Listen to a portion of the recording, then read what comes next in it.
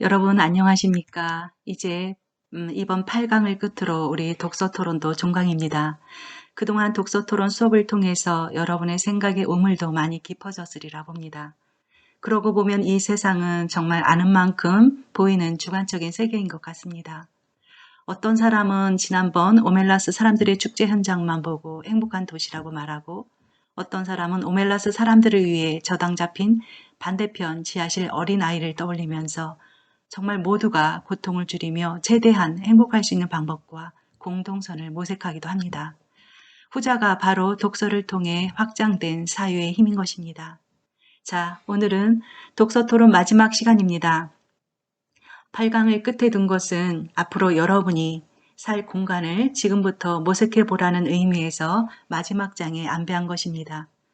그럼 어디서 살 것인가의 부지에 우리가 살고 싶은 곳의 기준을 바꾸다라는 유현준 건축가의 책을 독서토론 텍스트로 열고 강의 들어가도록 하겠습니다.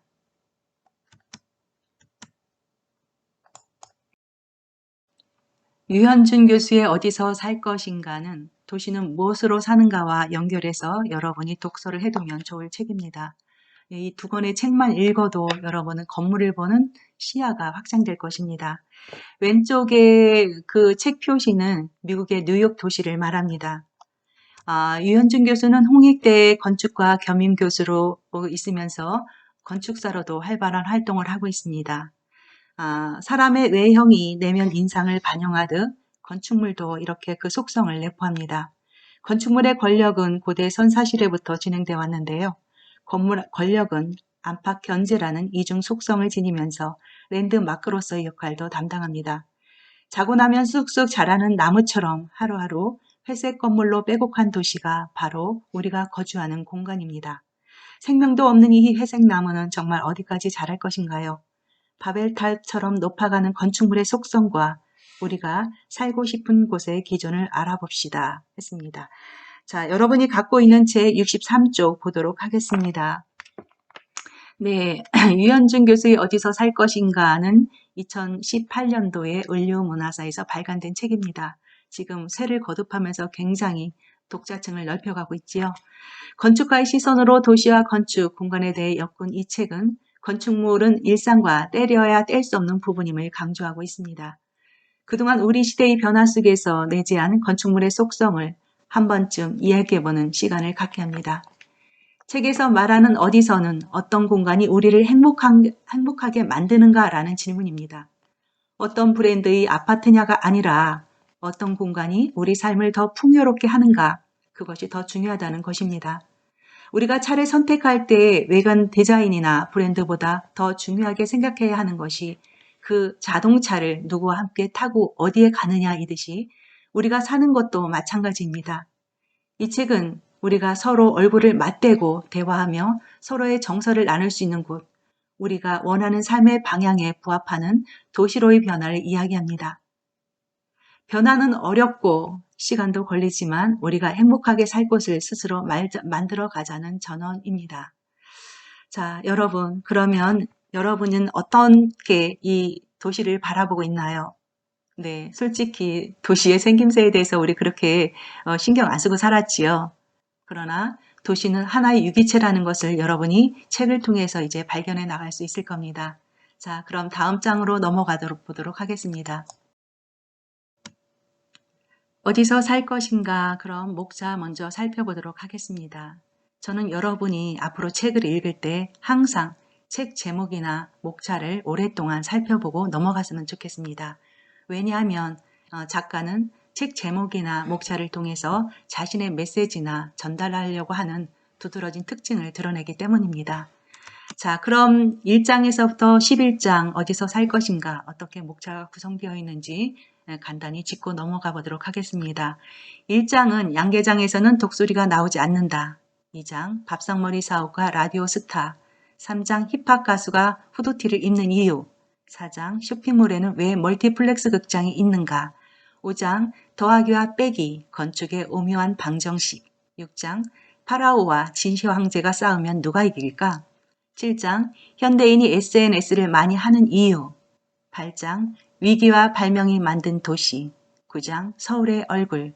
10장 우리 도시가 더 좋아지려면, 11장 포켓몬고와 도시의 미래.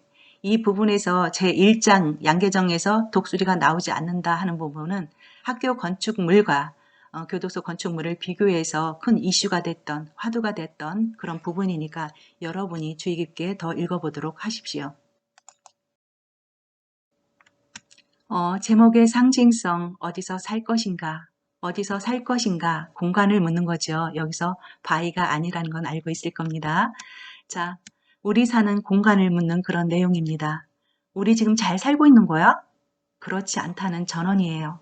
똑같은 학교 건물에서 똑같은 공부를 하고 똑같은 구조의 아파트에 살면서 똑같은 건물에서 직장 생활을 하고 그런 우리 잘 산다고 잘 살고 있다고 볼 수는 없는 그런 내용이라는 것입니다. 한마디로 우리 삶 속 여백 있는 공간을 찾아보기 어렵다는 그런 이야기죠. 지금 현재 우리가 살고 있는 도시에서는 말입니다. 그러면 70쪽 읽기자료 1번 학교 건축은 교도소다라는 부분 보겠습니다. 학교 건축은 교도소라고 했는데요. 왜 작가는 학교 건축을 교도소로 봤을까요? 네, 그러면 아래 두 그림 한번 보도록 하겠습니다. 두 개의 건물 중에서 학교 건물은 어떤 것일까요? 네, 왼쪽일까요? 오른쪽일까요? 네, 왼쪽에는 수감자들이 나와 있는 교도소 풍경이고요. 오른쪽은 교실 안에서 공부를 하고 있느라 운동장이 텅텅 비어 있는 그런 모습입니다. 자, 이거를 보고 여러분이 본문 내용을 따라서 함께 감상해 보도록 하겠습니다. 우리나라 국민의 60%는 똑같이 생긴 아파트에 산다. 그 중에서도 대형 건설사의 대형 아파트 단지를 선호한다. 많은 청년이 창업보다는 대기업이나 공무원 같은 대형 조직을 선호한다. 우리 의식에는 도전이나 모험보다는 큰 단체의 일부가 되고 싶어 하거나 자신과 다른 것을 인정하지 못하는 마음이 더 크게 자리한다. 심지어 우리는 중국집에 가서도 짜장면으로 통일하려고 한다. 누구 하나가 볶음밥을 시키면 좀 유별난 사람으로 치부한다. 원래 사람마다 다른 걸 먹고 싶어 하는 것은 자연스러운 일이다. 그런데 우리 국민은 좀처럼 다양성을 인정하지 않는다. 나와 다른 생각을 가진 사람을 보면 다르다고 느끼지 않고 틀렸다고 생각한다. 우리는 다르다와 틀리다라는 표현을 혼동해서 사용하는 경우가 많은데 우리의 의식 속에 다른 것은 곧 틀린 것이라는 생각이 자리 잡아서가 아닌가 생각한다. 이런 현상에는 여러 가지 이유가 있을 것이다.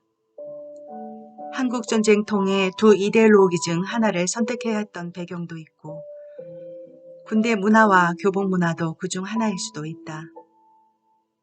건축가의 시선으로 보면 우리나라 국민이 다양성을 인정하지 못하는 성향을 띠는 데는 학교 건축이 큰 역할을 한다.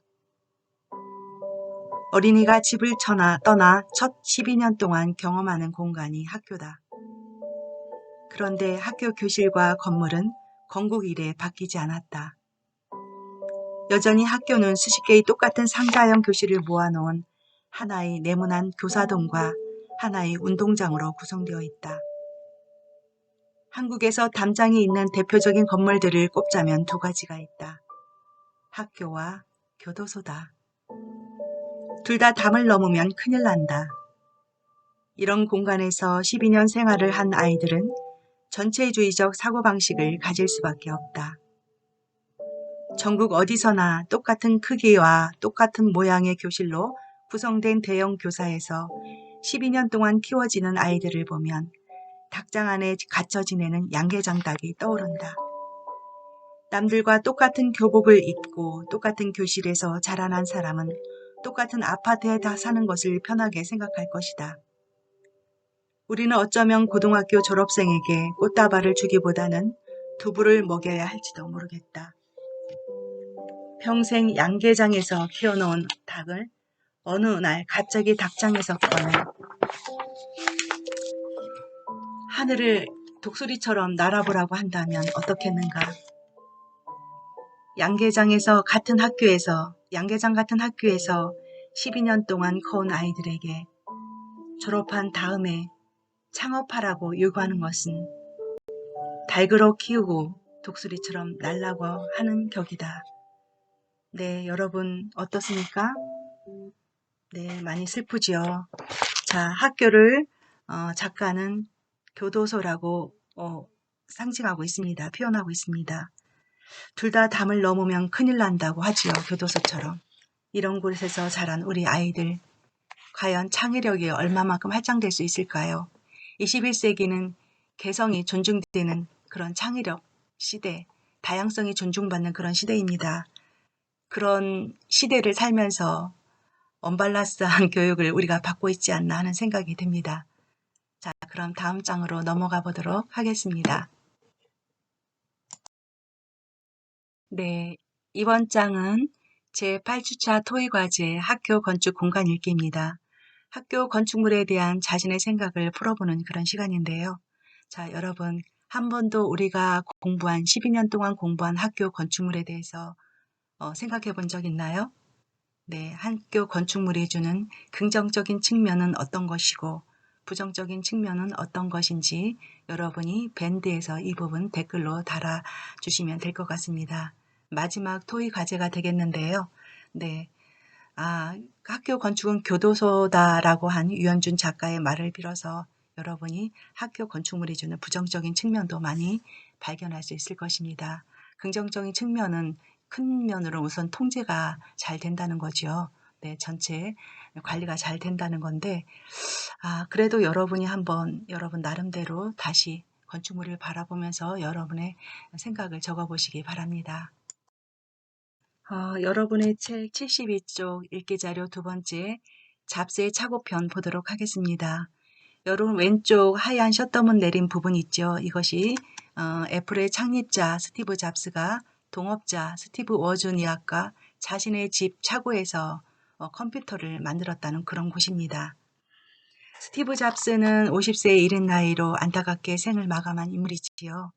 죽기 하루 전까지 자기가 고안한 프로그램을 마무리했다고 하니 자기 삶의 열정이 얼마나 강했는가 알 수 있습니다.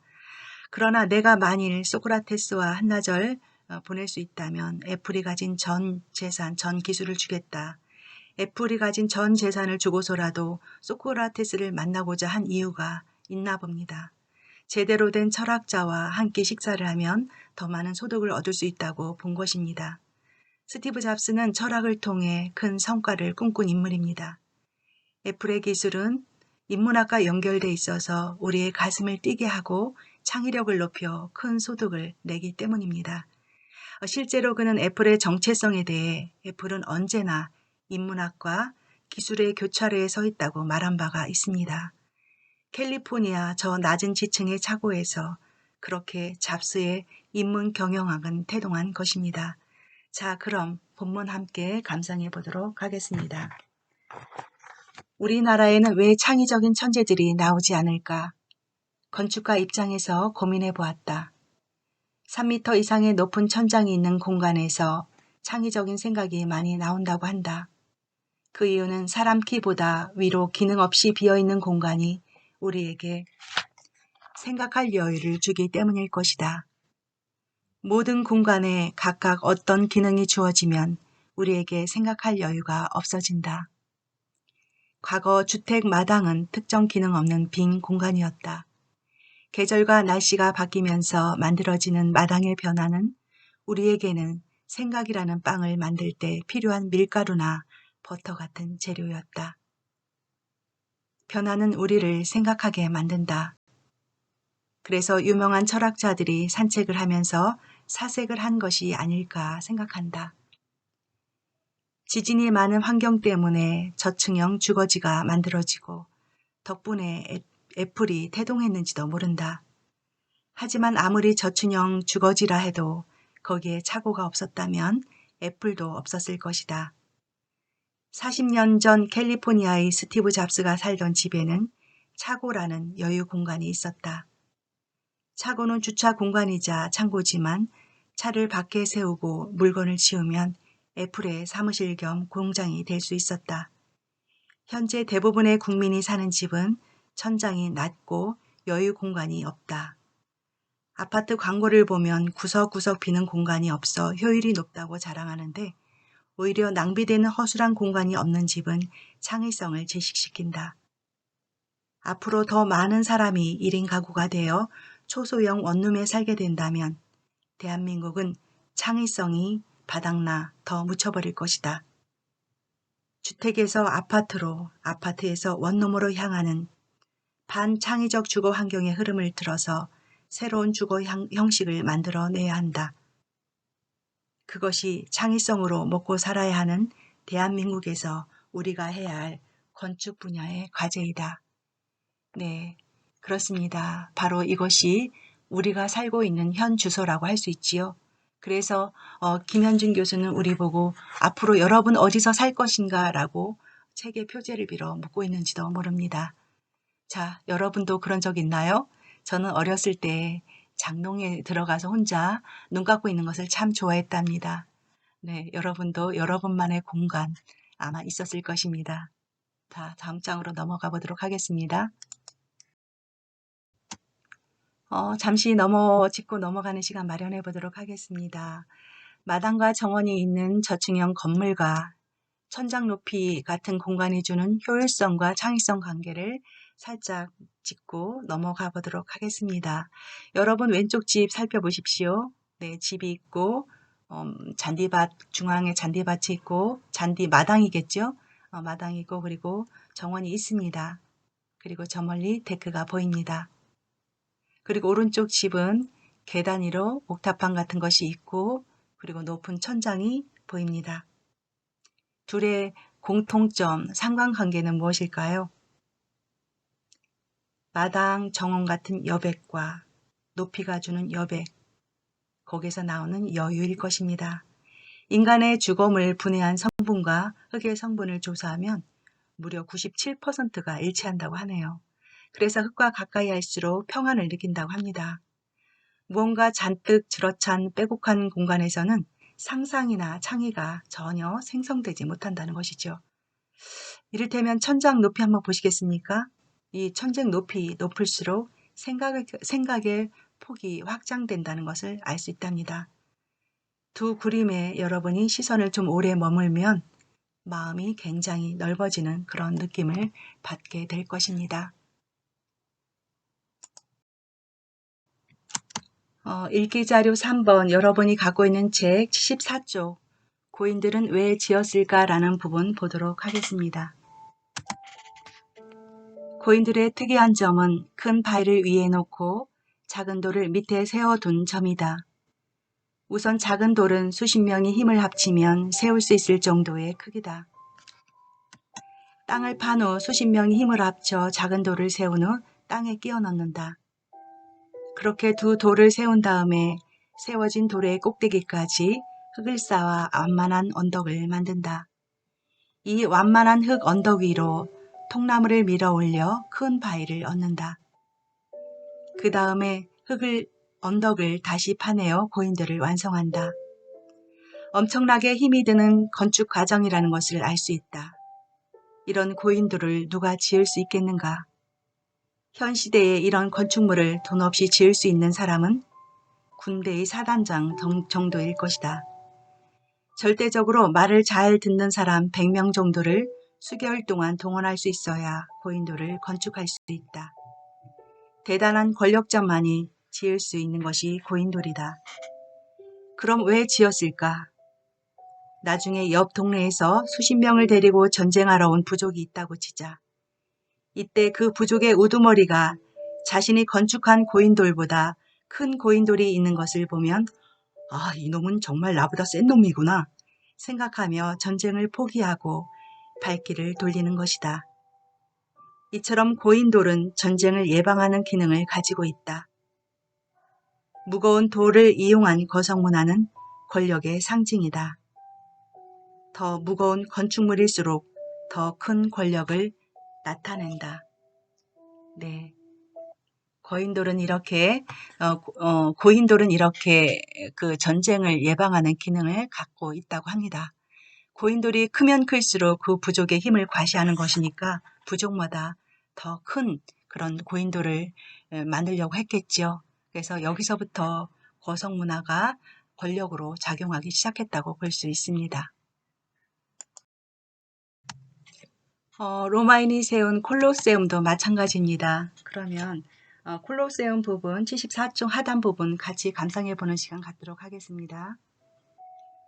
로마인들은 무거운 콜로세움을 건축했고 그것을 바라보는 정복지의 원주민들은 로마 군대가 철수한 다음에도 감히 로마 제국에 도전할 생각을 못했다.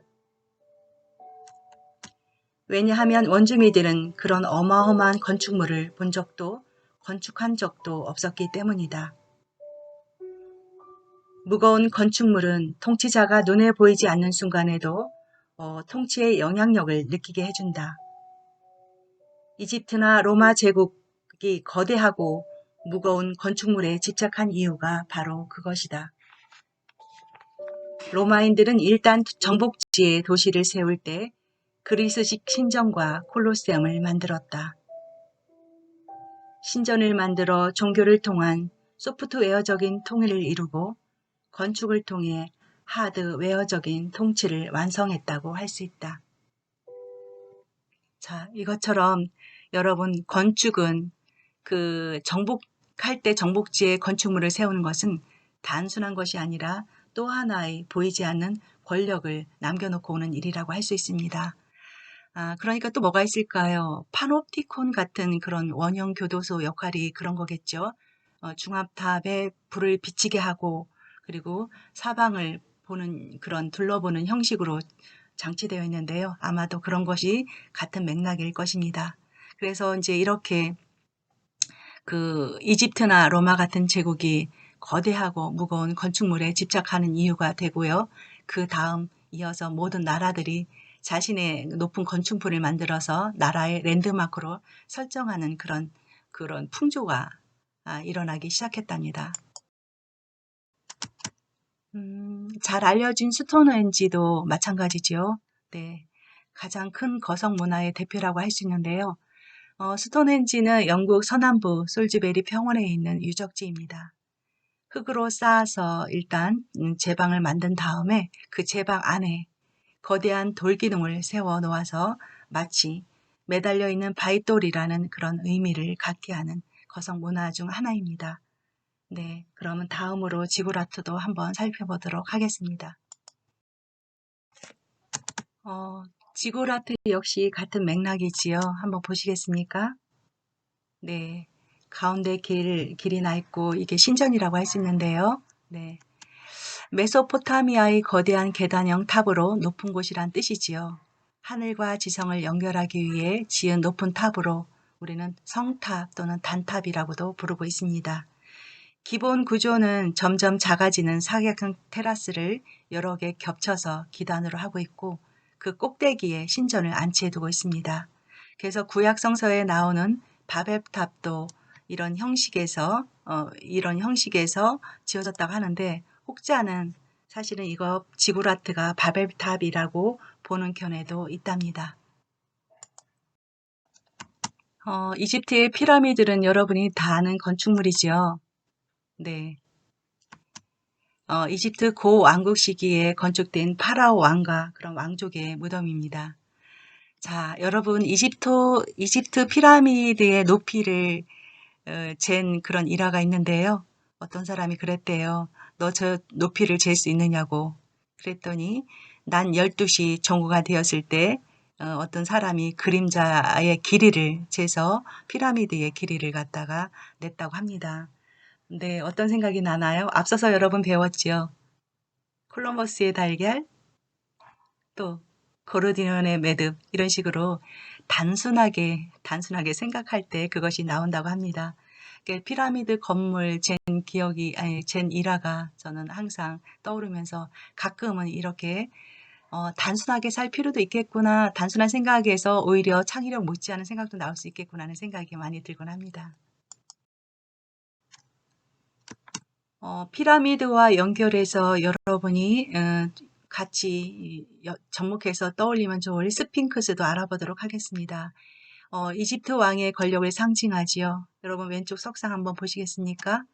네, 잘 알고 있는 부분인데요. 사람의 머리와 사자의 동체를 가지고 있는 그런 석상입니다. 왕자의 권력을 상징하는 모습으로 표현된 것인데요. 이집트와 아시리아의 신전이나 왕궁 분묘 등에서 그 조각과 유물이 발견됐다고 합니다. 그 중에서도 이집트의 기재에 있는 제4왕조, BC 2650년경이죠. 카프레 왕의 피라미드에 딸린 스핑크스가 가장 오래되었다고 합니다. 그러니까 카프레의 피라미드를 이 스핑크스가 지키고 있는 것이죠. 네, 그러면 다음 만리장성으로 넘어가 보도록 하겠습니다. 만리장성 하면 여러분 누가 떠오르나요? 네, 혹시 진시황제를 떠올리시겠죠? 네, 진의 시황제라고 하면 여러분 대부분 이렇게 만리장성을 연상할 정도로 만리장성은 진시황제의 상징처럼 되어 있습니다. 그러나 이 만리장성은 처음부터 시황제가 모두 쌓은 것이 아닙니다. 춘추 전국시대에 현재의 산동 지방에서 일어난 제나라가 중원에 있는 각 나라의 침략을 막기 위해서 세운 것 중 하나입니다. 단지 진시황은 중국을 통일한 후 북방 유목민족 흉노의 어떤 공격을 방어하기 위해서 각국들이 쌓은 그 성벽을 보강하고 연결했을 뿐이라고 합니다. 이렇게 영국의 스톤헨지나 메소포타미아의 지구라트, 이집트의 피라미드, 중국의 만리장성도 모두 같은 이유에서 권력을 상징하는 거성 문화 형식에서 건축된 것이라고 할 수 있습니다. 이 모두는 안팎으로 과시하기 위한 목적이 있고요. 밖으로는 주변 민족을 위협하고 안으로는 반란을 꿈꾸는 세력을 잠재우기 위해서 힘의 상징으로 지어졌다고 할 수 있습니다. 짚고 넘어가야 할 부분이 있습니다. 건물의 높이나 무게가 보는 이의 시선에 미치는 영향이 크다면 그 근거는 무엇일까요? 라고 했습니다. 자, 우리가 어떤 건물 앞에서는 위압감에 짓눌릴 때가 있지요. 왜 이런 느낌이 드는 걸까요? 네, 물건 브랜드처럼 어떤 집, 무슨 자동차, 명품 옷인가로 사람의 신분이나 위치를 평가하는 그런 속성이 우리 안에 만연해 왔기 때문일 것입니다. 그래서 괜히 처음 보는 사람 앞에서도 좋은 차를 타고 있으면 주눅이 들고 좋은 집에 사는 것을 보면 괜히 그 몸 앞에 몸을 조아리듯이 우리 나름대로 어떤 행복의 아니면 부자의 기준점을 그렇게 두고 있는 것 같습니다. 읽기 자료 4번 76쪽 보도록 하겠습니다. 그리스 아테네 디오니소스 극장인데요. 이 부분 같이 감상해 보도록 하겠습니다. 건축의 역사를 보면 공간 원리를 잘 아는 왕들은 시선 집중을 위해 평면을 좌우 대칭으로 만들고 중심축을 잡아서 그 선상에 앉았다. 권력의 집중을 더 강화하기 위해 그 자리를 높게 만들어 멀리서도 그 신전을 바라볼 수 있게 했다. 더 많은 사람이 보게 만들어서 더 큰 권력을 갖기 위해서다. 대표적인 사례가 수메르 문명의 지구라트이다. 지구라트는 좌우 대칭의 구성의 가운데로 계단이 높게 올라가는 구조다.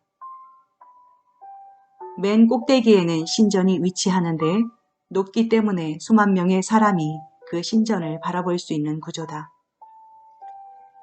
좌우대칭 구조를 띤 자금성이나 베르사유 궁전도 한 사례가 될 수 있다. 권력자는 고층 건물을 선호한다. 기원전 500년에 만들어진 최초의 극장인 아테네 디오니소스 극장의 무대는 관객의 시선을 집중을 받을 수 있는 공간이다. 그 무대는 국민 누구나 배우가 되면 설 수 있다. 그 말은 국민 누구나 권력의 중심이 될 수 있다는 것을 말한다. 이 극장이 그리스 민주주의 사회를 완성했다고도 할 수 있다. 우리나라 롯데타워 한번 보도록 하겠습니다. 우리나라 롯데타워는 2016년에 완공된 건물인데요. 서울 송파구 잠실에 거축한 복합 건물로서 제2 롯데월드라는 이름으로 추진되었다가 롯데월드타워로 변경되었습니다. 이곳에는 전망대, 호텔, 백화점 등 근린 시설이 들어차 있고요. 지상 123층, 지하 6층 규모로 아주 큰 건물입니다. 한국에선 최고의 높이이며 세계에서는 5번째라고 하네요. 현대 도시에서는 이렇게 대기업 총수가 초고총 4월 짓고 있는데요.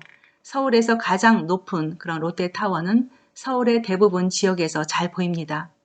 시민들이 계속 바라보게 되면 초고층 건물의 주인은 권력을 갖게 되는 거죠. 시선이 집중되는 공간적 배치는 그런 없던 권력도 만들어내고 지금 현재 롯데타워는 우리나라의 대표적인 랜드마크 건물로서 자리하고 있습니다.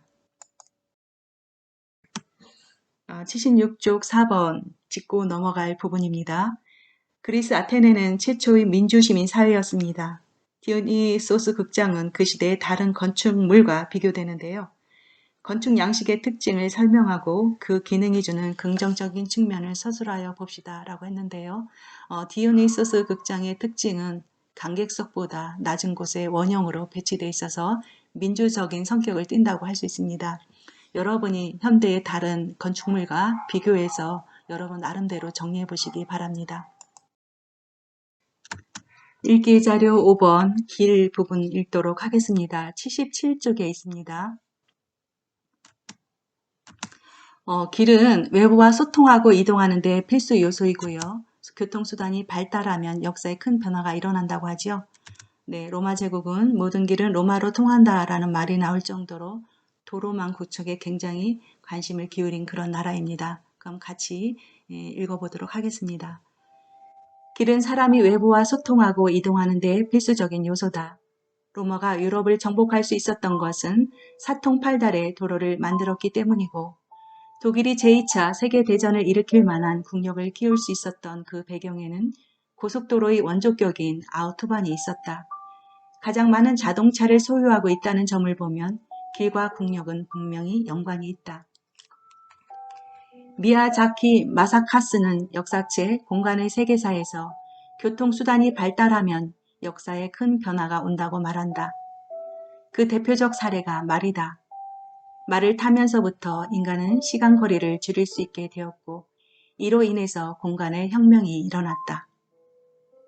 알렉산더 대왕, 몽골족, 투르크족 등에 의한 정복들이 바로 그것이다. 이후에는 기차와 자동차가 그 역할을 하게 된다. 건축에서는 길이 말과 자동차를 도와서 이동 공간을 축소시킨다. 길은 인간의 공간 개념을 변화시킨 건축 요소다. 로마 제국은 모든 길은 로마로 통한다라는 말이 나올 정도로 도로망 구축을 굉장히 중요시했다. 미국도 나라를 만들면서 대서양부터 태평양까지 기찻길 네트워크로부터 완성했다.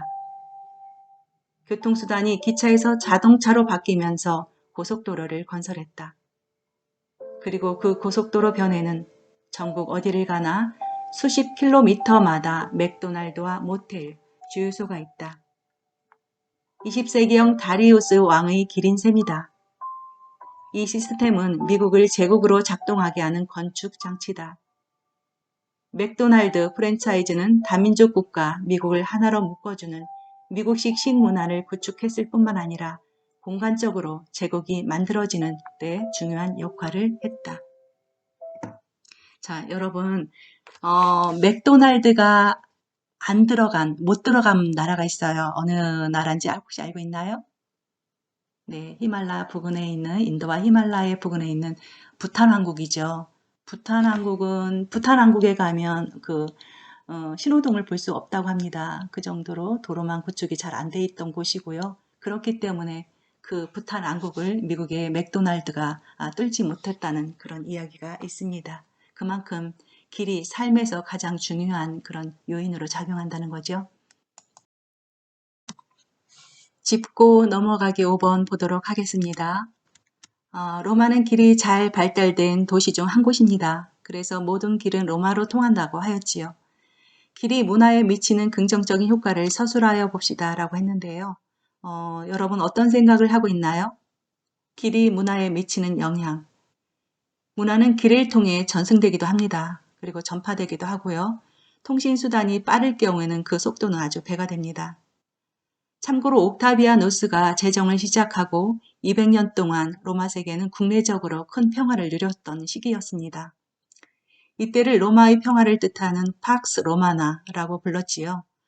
옥타비아누스는 도로와 수도를 정비하였고 길은 직선으로 만들어야 한다는 그런 신념 아래 로마의 공병대는 8만 5천 킬로미터의 길을 닦기도 하였습니다. 더 생각해 볼 문제에서 두 건물을 집중해서 살펴보도록 하겠습니다. 하나는 프랭크 로이드 라이트가 지은 낙수장이고 또 하나는 필로티 건물의 르코로 비지에가 건축한 빌라 사보아라는 건축물입니다. 20세기 최고 건축가 라이트와 르코로 비지에는 근대 건축의 대표 저자입니다. 두 사람의 건축 스타일은 완전히 다르지만 나름의 건축 철학을 보여줍니다. 라이트가 건축한 펜실베니아주의 베어런 계곡에 위치한 낙수장은 자연 환경 그대로를 살렸고 르코로 비지에가 건축한 빌라 사보아는 필로티, 옥상 정원, 자유로운 평면, 수평창, 건축물의 정면 구조가 특징을 보입니다. 여러분이 생각하는 행복한 건축물은 어떤 것일까요? 이제 다음에는 자신이 살고 싶은 미래의 집을 스케치해 보도록 하는 시간 갖도록 하겠습니다. 내가 살 미래의 집 조감도 그려보는 시간 갖도록 하겠습니다. 여러분 어떤 공간에서 살고 싶은가요? 네, 지금부터라도 미리 계획을 세우면 충분히 가능하리라고 봅니다. 저는 어려서부터 하얀 집을 굉장히 선호했는데요. 지중해식 단층의 작은 흰색 톤 건물에서 천장이 보이는 유리창 2개가 있으면 좋겠고 테라스에서 커피를 마시면서 또는 혹은 책을 읽으면서 따뜻한 햇빛을 쬐어보는 그런 시간이 있으면 좋겠고 그리고 또 이제 잔디가 깔린 마당에서 밤하늘을 보면서 여유 있는 시간을 누려보면 좋겠다라는 생각을 했고요. 그리고 욕심에 그 작은 정원이 있어서 들꽃 같은 자잘한 꽃들을 가꾸면서 또 텃밭 또한 있으면 상추 같은 정도는 가꿔 먹을 수 있겠구나라는 그런 집이 있으면 좋겠구나라는 생각을 했습니다. 그래서 이제 애초에 결혼해서는 사실은 주택에서 시작을 했는데요. 주택에서 살면서 좋은 점은 옥상에 올라가서 밤하늘을 볼 수 있었다는 거 그런 게 좋았는데 역시 이제 주택의 불편함은 눈이 올 때 눈 치우기가 너무 힘들다는 점 그리고 이제 또 뭘까요? 관리가 힘들다는 점 그런 것들이 있어서 이제 주택에서 한 10년 살다가 아파트로 전환을 했습니다. 그런데 아파트에 살면서 좋기는 해요. 편해서 좋기는 한데 점점 낭만적인 부분이 사라지는 것 같은 느낌? 자연과 부딪힐 일이 줄어들으니까 정서적으로 굉장히 안 좋더라고요. 그래서 저는 이제 요즘 그 인생 후반기, 이제 여러분은 지금 전반기죠. 저 같은 경우는 중반기에서 이제 후반기로 넘어가는 그런 시기에 있는데요. 그래서 이제 아파트와 주택을 절충한 그런 공간을 하나 5년 전에 계획해서 마련했습니다. 여러분도 지금부터 준비를 잘하면 가능할 것 같습니다. 그러니까 미리미리 계획을 세워서 내가 살아야 할 공간에 대해서 계획을 세워놓으면 준비가 또 그렇게 되더라고요. 그렇게 여러분은 멋진 인생을 사실 줄 믿습니다. 어디서 살 것인가를 생각하다가 제가 담장을 허물다라는 공강교 시인의 시에 너무 큰 감동을 받아서 여러분과 함께 잠시 감상하려고 갖고 왔습니다. 한번 감상해 보도록 하십시오. 그리고 왼쪽 그림은 제가 지금 구상하는 네, 농막입니다. 가끔 들어가서 시를 쓰는 곳인데요. 이렇게 담장이 없습니다. 정원인데요. 자, 여기에 맞는 시 한번 같이 감상해 보도록 하겠습니다. 고향에 돌아와 오래된 담장을 허물었다. 기울어진 담을 무너뜨리고 삐걱거리는 대문을 떼어냈다. 담장 없는 집이 되었다. 눈이 시원해졌다. 우선 텃밭 600평이 정원으로 들어오고 텃밭 아래 사는 100살 된 느티나무가 아래 둥지채에 들어왔다. 느티나무가 그늘 수십 평과 까치집 세 채를 가지고 들어왔다. 나뭇가지에 매달린 벌레와 새 소리가 들어오고 잎사귀들이 사귀는 소리가 어머니 무릎 위에서 듣던 마른 귀지 소리를 내며 들어왔다. 하루 낮에는 노루가, 이틀 저녁엔 연이어 멧돼지가 마당을 가로질러 갔다. 겨울에는 토끼가 먹이를 구하러 내려와 방콩 같은 똥을 싸고 갈 것이다. 풍녀초 꽃이 하얗게 덮인 언덕의 과수원과 연못도 들어왔는데 연못에 담긴 연꽃과 구름과 해와 별들이 내 소유라는 생각에 뿌듯하였다. 미로나무 수십 그루가 줄지어 서 있는 금강으로 흘러가는 냇물과 냇물이 좌우로 거느린 논수십만 마지기와 들판을 가로지르는 외산면 무량사로 가는 국도와 국도를 기어다니는 하루 수백 대의 자동차가 들어왔다. 사방 푸른빛이 흘러내리는 월산과 청태산까지 나의 소유가 되었다. 마루에 올라서면 도령 땅에서 솟아오른 오서산 봉우리가 가물가물 보이는데 나중에 보령의 영주와 막걸리 마시며 소유권을 다투어 볼 참이다. 오서산을 내놓기 싫으면 딸이라도 내놓으라고 협박할 생각이다. 그것도 안 들어주면 하늘에 울타리를 쳐서 보령 쪽으로 흘러가는 구름과 해와 달과 별과 은하수를 멈추게 할 것이다. 공시가격 900만 원짜리 기울어가는 시골 흙짐 담장을 허물고 나서 나는 큰 거울의 영주가 되었다. 네, 어떻습니까? 담장을 허물고 나니 이렇게 큰 자연이 내 재산으로 들어와서 그 큰 거울을 다스리는 영주가 되었다는 그런 이야기죠. 네, 담장을 허무는 일, 건물을 개방하는 일, 이게 유현준 교수가 그렇게 지향하는 그런 구조일 것입니다. 공간이 삶을 짓는다. 지금 저는 현재 아파트에서 살고 있는데요. 아파트에 살면서 아까도 얘기했지만 편리한 건 있는데 그렇게 가끔씩 답답한 구석이 많더라고요. 저는 이제 글을 쓰는 사람, 문학을 하는 사람이니까 자연이 참 좋아요. 그래서 청주에서 여기에서 집에서 한 20여 분 거리에 그 농장을 마련했는데요. 거기에 이렇게 이제 그 정원도 만들고 마당도 만들고 또는 이제 옛날부터 하고 싶었던 고추장, 된장 이런 것을 담가 먹기 위해서 제가 이제 담가서 놨어요. 그래서 이제 고추장, 된장도 직접 만들어 먹고 그리고 또 이제 오는 친구들, 지인들 조금씩 나눠주기도 하고 그리고 이렇게 이제 자급자족하는 텃밭, 이제 방울토마토니는 오이, 고추 이런 걸 많이 심어놨어요. 상추도 심고 이러면서 전원생활 아닌 전원생활을 하고 있는데 금요일 저녁이면 이렇게 농장으로 들어가서 한 이틀 밤 자고 나옵니다. 근데 이제 비로소 제가 살아있구나라는 생각이 들더라고요. 그래서 아무래도 이런 공간이 삶에 좌우한다는 것은 사실인 것 같습니다.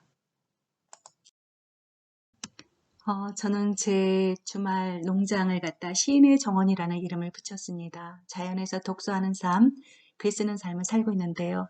제가 하는 일이 이제 문화 작가다 보니까 미니 창작방이 필요했습니다. 그래서 이제 여기 앞에 왼쪽에 끈끈이 대나물 하늘거리는 그런 미니 농막 안에 원두막 안에 2명 정도 들어갈 수 있어요. 노트북 갖고 들어가서 글도 쓰고 책도 읽고 그리고 가운데 앉아있는 그 공간인데요. 시상도 자꾸 하면서 금요일 저녁이면 들어가서 한 이틀 정도 이렇게 머물다 옵니다. 책도 읽고 그리고 이따금 들어오는 친구들과 맛있는 밥도 지어 먹고 제2의 어떤 공간에서 이렇게 삶을 짓고 있답니다. 자, 여러분도 미리미리 인생 설계를 하시면서 여러분의 1단계, 2단계, 3단계에서 어떻게 살아가야 될지 미리 구상을 하면 여러분 나름대로 그런 살고 싶은 공간을 마련할 수 있을 것입니다. 두 번째 더 생각해 볼 문제 보도록 하겠습니다. 여러분, 앞으로는 건축 분야의 공유 경제가 활발할 것입니다. 부족한 공간을 모든 사람이 다 소유할 수 없는 현실 때문인데요. 국외 별장 에어비앤비를 통해 며칠, 몇 주 단위로 원하는 집을 즐길 수도 있고 몇 달 단위로 쉐어하우스를 계약하여 쓰기도 합니다. 고급 자가용을 소유하고 기사를 고용할 수 없지만 몇만 원으로 카카오 블랙이나 우버를 이용해 회장님처럼 승용차의 뒷자리에 앉는 호사도 누려볼 수가 있겠고요. 그렇다면 앞으로 건축물을 대신하여 어떤 것들이 권력의 상징물로 부상할까요? 여러분 생각하는 시간 마련해 보도록 하십시오. 이제는 소유 개념이 아니라 대여 개념, 공유 개념으로 나아가고 있습니다. 이미 생산된 제품을 여럿이 함께 공유해서 그렇게 사용하는 시기가 왔는데요. 웹 공간에서의 어떤 사이버머니나 아니면 다른 어떤 것들도 여러분이 있는지 살펴보도록 하시기 바랍니다. 이제 마무리입니다. 어디서 살 것인가는 어떻게 살래요? 라는 물음입니다. 이 책은 전체적으로 건축과 공간을 읽는 방법과 좋은 터전을 제안하며 삶의 방향성에 맞춰 스스로의 살 것을 변화시켜 갈 수 있도록 돕는 제안서 역할을 하고 있습니다. 양계장에서는 독수리가 나오지 않는다는 말 이제 이해가 되지요? 여러분은 이 책을 통해 어렴풋이 도시와 공간을 읽는 눈이 트였을 겁니다. 다양한 소통을 가능하게 하는 개방형 공간, 창의적인 사고를 촉진하는 공간, 공간을 보는 그런 안목들 말입니다. 마당이나 정원이 있고 높은 천장 같은 여백이 있는 공간, 그런 공간에서 창의성이 촉진된다는 것도 알았습니다. 이제 20대 초반을 달리는 여러분이 향유할 멋진 삶의 공간, 그 초록빛 미래를 응원합니다. 네, 벌써 8강이 마무리되었습니다. 어쩌다가 코로나 때문에 여러분 얼굴 한번 못 보고 이렇게 온라인 수업으로 마무리를 하게 되었는데요. 정말 이번 강의는 많은 아쉬움을 남기는 그런 시간들이었습니다. 프란츠 카프카는 책은 얼어붙은 감수성을 깨는 도끼다라고 말했습니다. 여러분, 전공 과목 물론 중요하지요. 그렇지만 제가 살아오면서 보니까 끝까지 여러분의 사다리가 되어줄 것은 책밖에 없는 것 같습니다. 다양한 도서 많이 읽으시고요. 그것을 미천 삼아서 여러분의 인생을 탄탄하게 이끌어 나가시기 바랍니다. 여러분 그동안 고생 많으셨습니다. 모쪼록 즐거운 대학생을 하시길 바라고 늘 언제나 책을 옆에 두고 사는 그런 삶의 습관을 들이시길 바랍니다. 고생 많으셨습니다. 감사합니다.